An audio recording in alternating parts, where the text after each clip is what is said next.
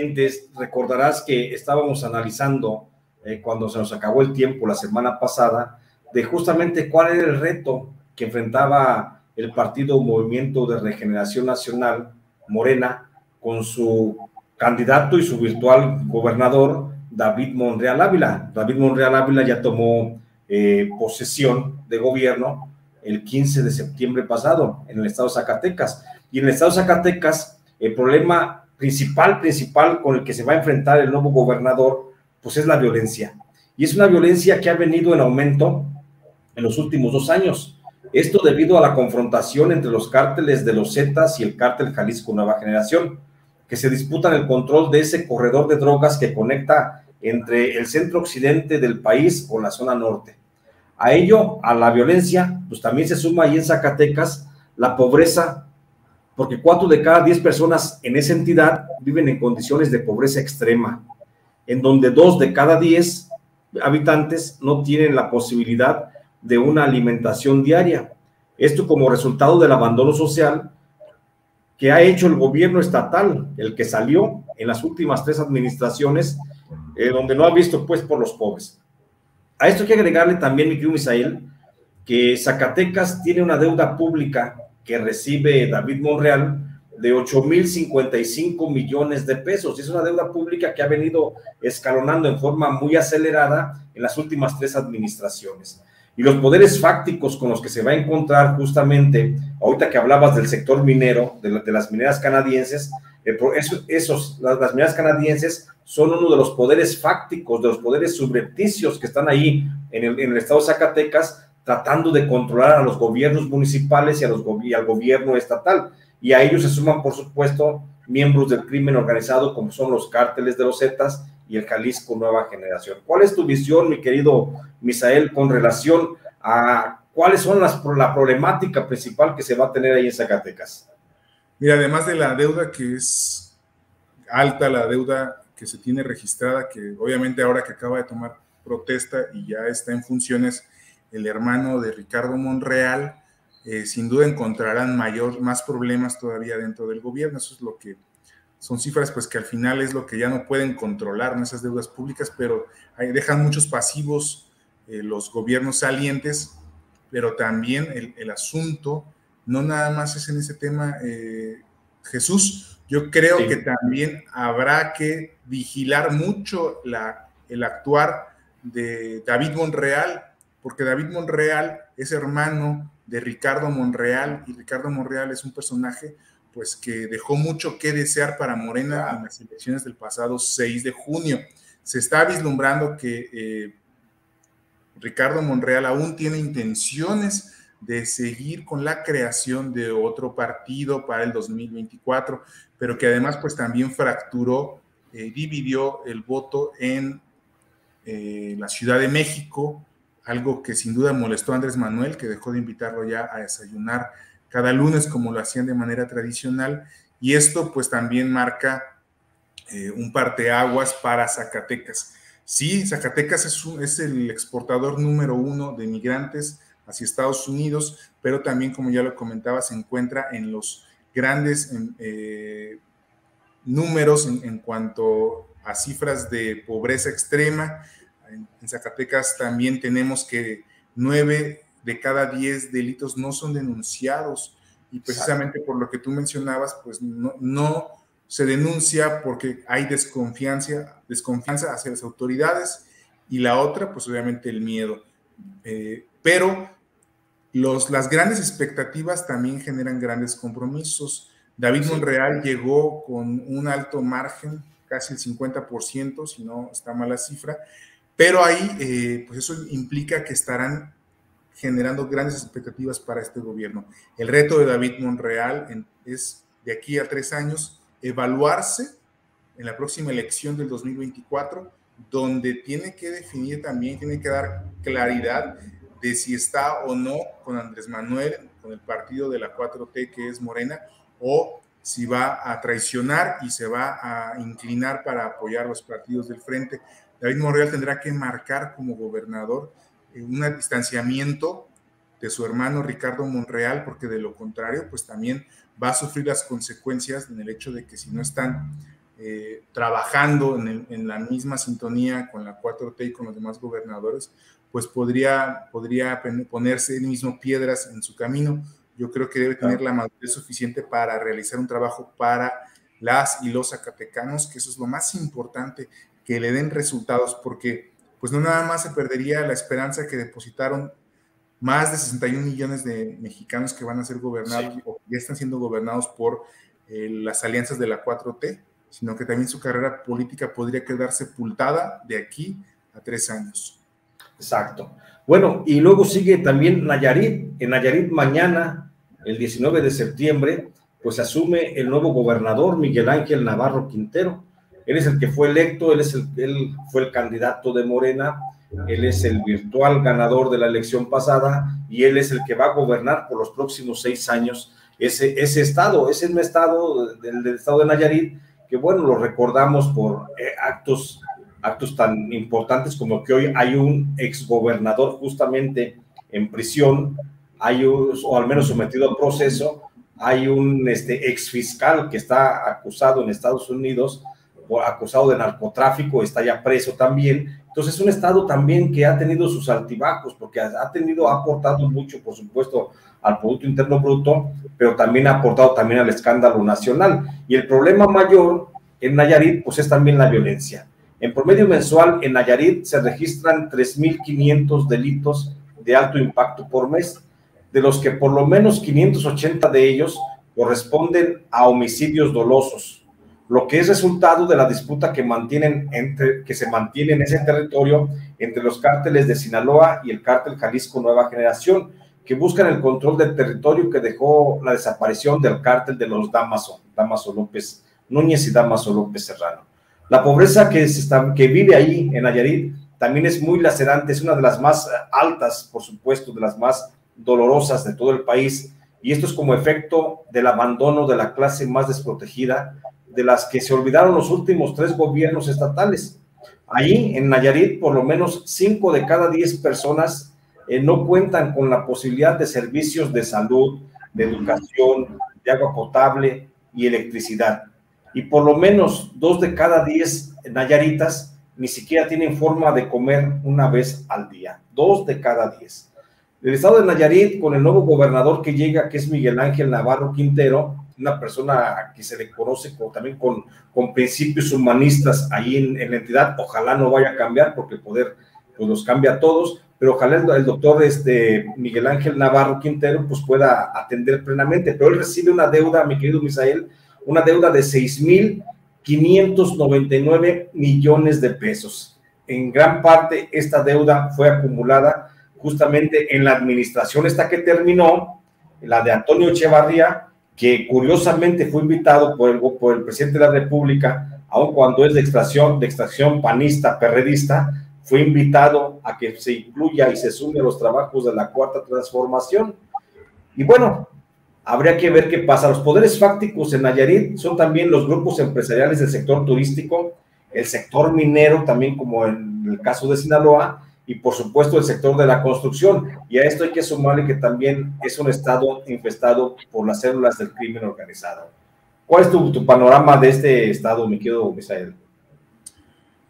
Ese estado es un ejemplo claro del gran trabajo que está haciendo Andrés Manuel también para consolidar la 4T, para dejar sentadas las bases de la transformación que él busca. Sí, como tú lo mencionabas, el gobernador saliente fue invitado al gabinete de Andrés Manuel a trabajar para la Cuarta Transformación, pero pues obviamente también eso dejó exhibidos a la presunta alianza federalista que se había estado manejando en diferentes escenarios con los gobernadores de Tamaulipas, con el gobernador de Michoacán, el gobernador de Jalisco, pues empiezan a debilitar, pero sin duda es una constante en los gobiernos que transicionan hacia Morena, donde se les dejan enormes deudas millonarias, multimillonarias de miles de millones de pesos. En el caso de Nayarit vuelve a suceder lo mismo. Y bueno, pues aquí el gran reto otra vez es primero salir del bache. Los dejan esos gobiernos inoperantes. El gobernador que mañana tomará posesión pues tendrá que buscar hacer malabares Miguel Navarro Quintero para pues darle continuidad, porque él ha subrayado que el 90% de los recursos se van a nómina, o sea, todo el presupuesto que llega se van a nómina, y pues buscan también atraer inversión pública al Estado, porque es un Estado que se encuentra pues sin inversión pública, o ha sido muy baja la inversión pública.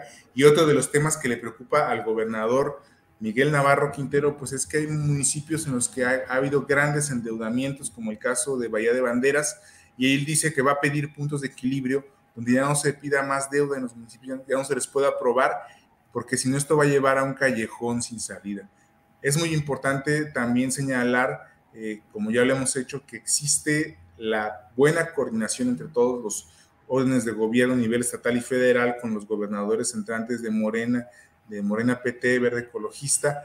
Sin embargo, eso también implica que se quedan sin pretextos para decir que no pueden avanzar. Están doblemente obligados a dar resultados de manera pronta, de manera expedita, pero pues también de cumplir con los principios que ha dejado muy bien marcados el presidente de México y que representan un discurso de la cuarta transformación: el no mentir, no robar y no traicionar. Claro. Van a estar ahí tentados de poder hacerlo. Seguramente empezarán a escuchar los cantos de las sirenas, como dice Andrés Manuel López Obrador, y ya verán ellos si les hacen caso o si se mantienen por el lado de la 4T y por el lado de los principios que están emanados de Morena y de la formación de este movimiento a nivel nacional. Son retos muy importantes. Es fácil hacer campaña, es fácil prometer no empobrece. Bueno, pues ahora están llegando ya a sentarse a gobernar y tienen que convertir esos discursos, esas promesas en hechos, en resultados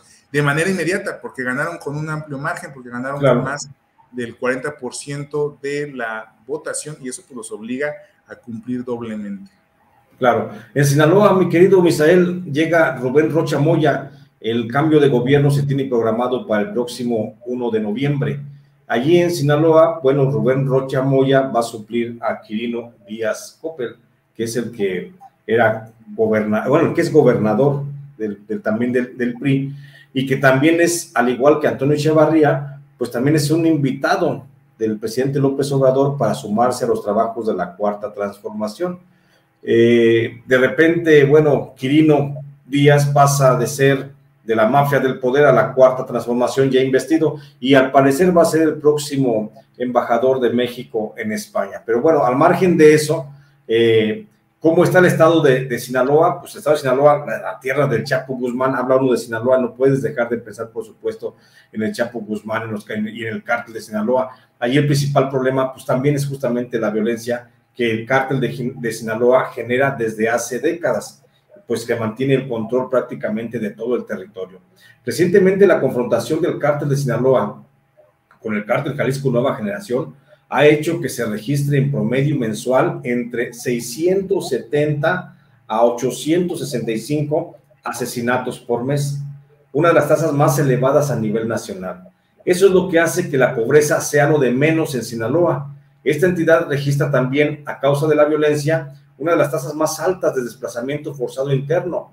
Solo en los últimos 3 años, por lo menos 260,000 personas han tenido que salir huyendo de ese estado para irse a radicar principalmente hacia la zona fronteriza con Estados Unidos o a otros estados como Sonora o como Chihuahua o Durango.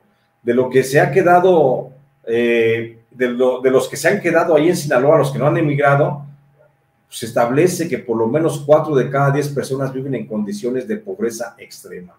La deuda que recibe Rubén Rocha Moya es de 7,259 millones de pesos.